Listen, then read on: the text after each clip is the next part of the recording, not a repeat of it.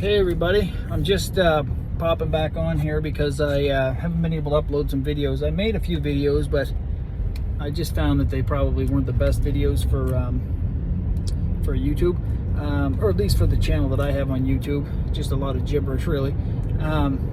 You know, we get emotional sometimes when we're doing videos as content creators. I get a little emotional, some of the stuff I see going on. Not so much like emotional in the fact that I want to cry or anything like that, because you know it's not something I usually get into, is crying. But and I'm sorry about the lighting in here. I'm trying to drive. I'm just off to I'm off to work at the homeless shelter I work at, and I have to have the light on so that you guys can see me.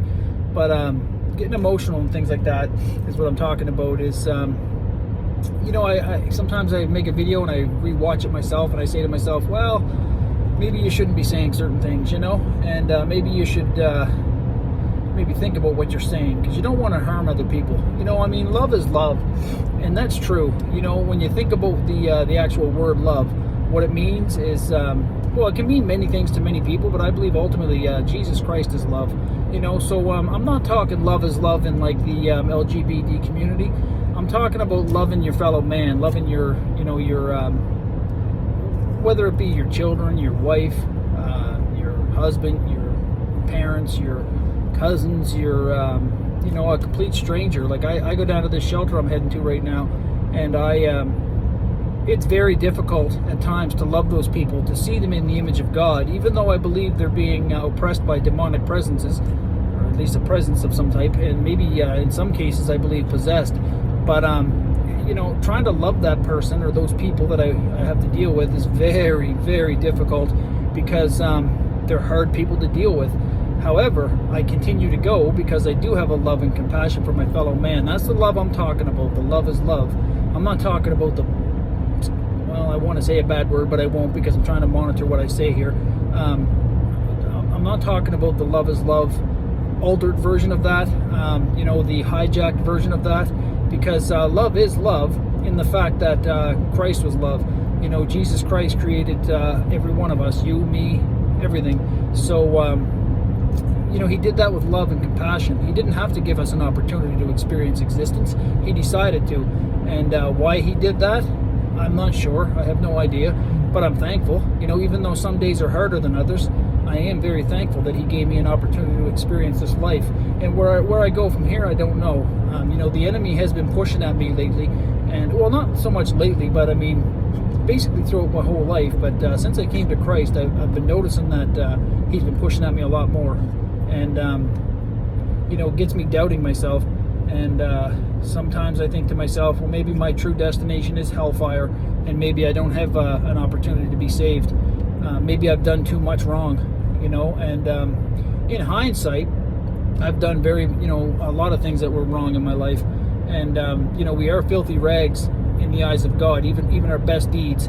Not that he doesn't love us, but our sinful nature is the filthy part of us. And you know, you compare that to a holy, loving, perfect being, I guess, maybe not human, but definitely a being, we would be filthy rags. You know, like I could go out and buy the best top-notch suit. I don't know much about suits, but I'm assuming like, you know, thousands and thousands of dollars worth of a suit, or shoes, or watches, or hats, whatever you know. I'm just trying to make an example here. It could be the top of the line. Couldn't be any better than that.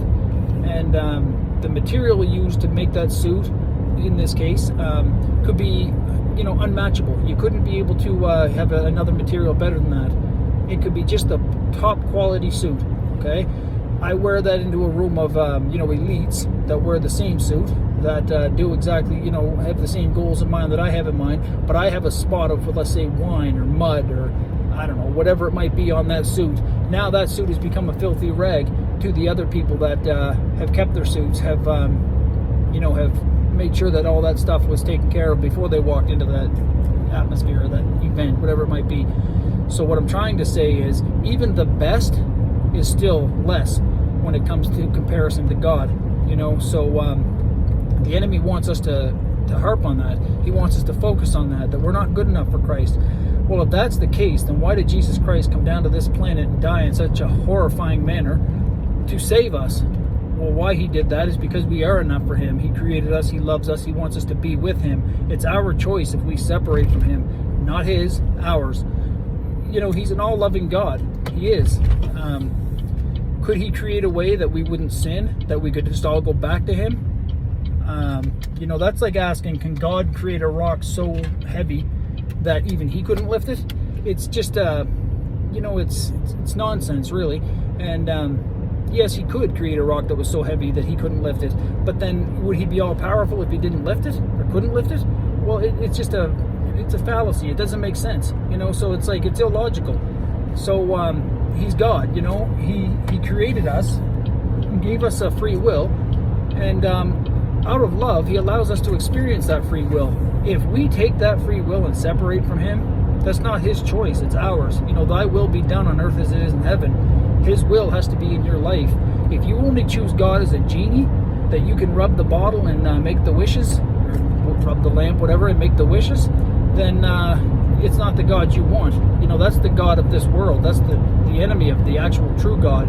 He's the one who gives you the wishes. Hell, he even tried to tempt Jesus Christ, knowing that he was Jesus Christ, which is the one who created him. Tried to tempt him away from his actual mission on this planet. But luckily, we have a God that's all-knowing and all-powerful and saw right through the lies of the enemy. Once you put on your Jesus goggles, as Howard Stone puts it, then you can see that. And then all these, you know, this materialistic world that we live in, it doesn't you don't really care about it as much. You care about your fellow human being, but then you start seeing people in the spiritual form. Meaning, when I go down to this shelter, I see these people that are, they're very lost. They've chosen the path to destruction. And because of that, unless they get saved, they're not going to go to heaven. Now, I can't say that for sure. I don't know how Jesus Christ works that. Howard Stone told me that he's a restorative God, that everybody has a chance to go to heaven. Even people in hell can go to heaven. I struggle with that exceptionally hard, because then why did Jesus warn us so hard about hell? Is it just, you know, did he do that so that we don't go there at all, that we don't experience that? Or did he just try to warn us from that so that we, you know, we go there for a little bit, but then we realize we need him and he'll come get us out of hell? Or is hell eternity of torment, conscious torment at that? I don't know. I mean, I look at some near-death experiences of people that I see that have went to hell. Jesus gave them a glimpse of it so that they can come back here and tell the rest of us about it. And I'm looking at that and I'm thinking, well, you know, Jesus Christ did that for them. How come he's not going to do that for me, or for anybody else for that matter? But I don't know. All I know is that I have a relationship with Christ, rocky because of me, not because of him. And I wish that, you know, I could offer more of my dedication and time to him. But things get in the way. You know, they really do.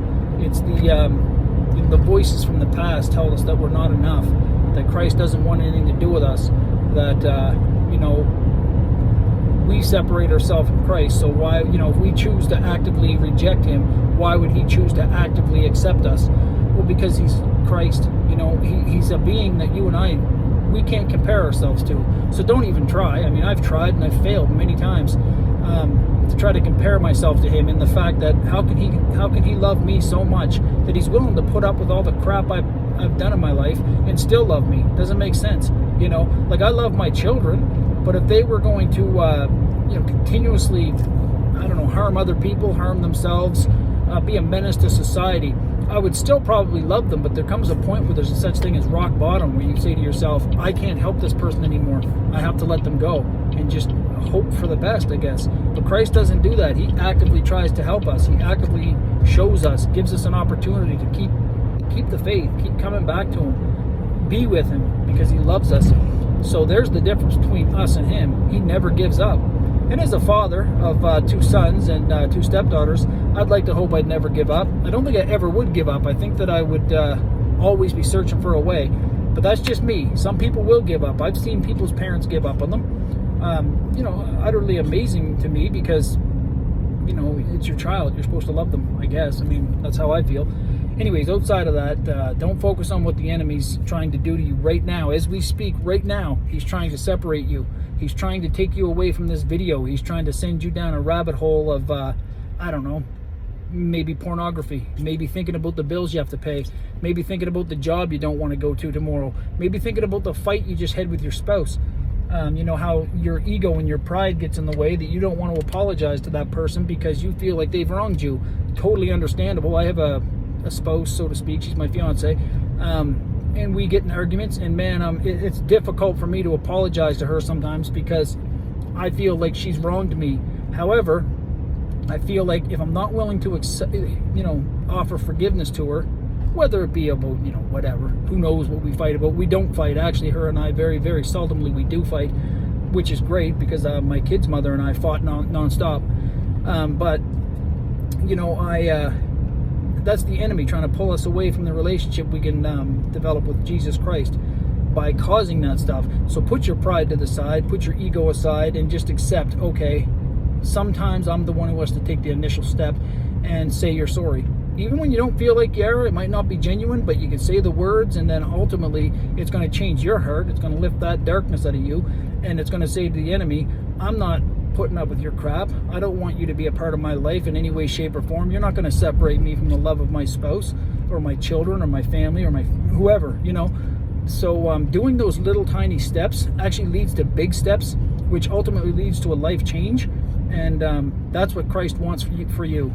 The enemy wants the opposite of that. He wants to drag you to hell. Don't let him drag you to hell. Because it's a place you don't want to go. From what I'm told, I've never been there. Like to hope I never ever get to experience it. But I've met people that have been there, and I believe them. I believe that they've been there because it is a real place, whether you choose to believe that or not. You may think it's a fairy tale. You may think, oh, that's only for really bad people. Or you might think, I believe in God and I love God, but I don't think God would actually create a place like that or send us to a place like that, or whatever might be going on in your mind. I don't know. I can't read minds, but I can tell you with certainty that it is real, and you don't want to go there. So don't go to hell. Don't let the enemy take you to hell, because that's what he wants. I hope this video helps somebody. I'm just heading into work here in about 2 minutes, so I have to kind of tie it up here. But comments, any topics you think that you might want to hear from me.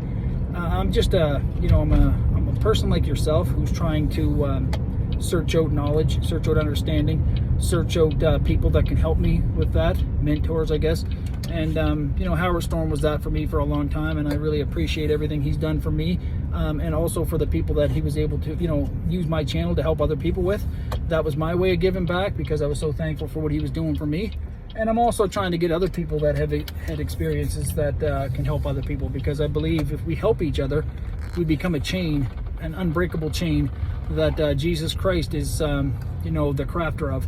He's crafted that chain through us as people. So anything you might want to talk about, or any recommendations or anything, just message me. I'm always open to talk to people.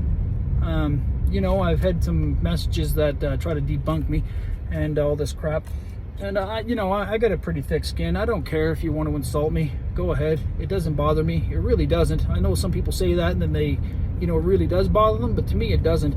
You can disagree with me. You don't have to. You can think I'm a joke. You can think that I'm just a waste of time. But you know what? If you're actually paying attention to my videos and you're just doing that so that you can shame me, then I guess I'm not really a waste of time. Maybe a waste of your time, but I'm not really, or maybe a waste of my time, but not your time, because you're the one dedicating your time to trying to bring me down, which you're not going to do. So don't waste your time. That's just a piece of, a little bit of emotion going on there, I guess. Maybe it does affect me more than I thought. But anyways, ultimately, I love everybody who watches my videos, the good, the bad, and the ugly. So I hope that we can continue to do them. And, even if it only reaches one person, that's all I care about. And hopefully I'm, 85 billion people, it would be nice for me to reach. Not for financial gain, not for fame and fortune, none of that crap. Because even if that came to me on a silver platter right now, I'd reject it, because I don't want it. I'm a shy person. I don't like too much attention. But when Jesus Christ calls me to do something, I do it. Okay? So hopefully this can help somebody, and God bless everybody.